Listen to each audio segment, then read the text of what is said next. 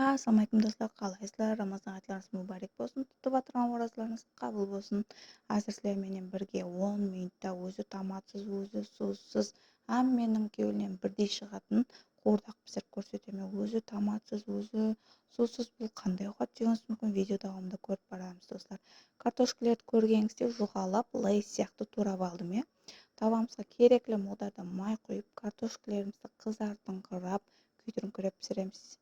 Неге десеңіз, ауқатқа бұл дәм береді и түр береді. Томатсыз болғаннан кейін қызартыңқырап пісіреміз. Ауқатымызға 4 маек салдым, 1 маек, 2 маекпен пісірсеңіз болады. Бұл қатты экономичный, үйде бар затлардан пісірілетін ауқат. Менің енем менен 2 қызым, күйеуім, әммесі жақсы көреді. Обедтің уақытында нанмен вообще зор кетеді.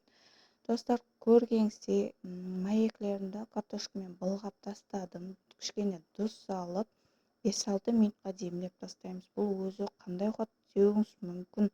Бірінші сіздер пісіріп көрің и комментке қандай болғанын жазып кетің достар.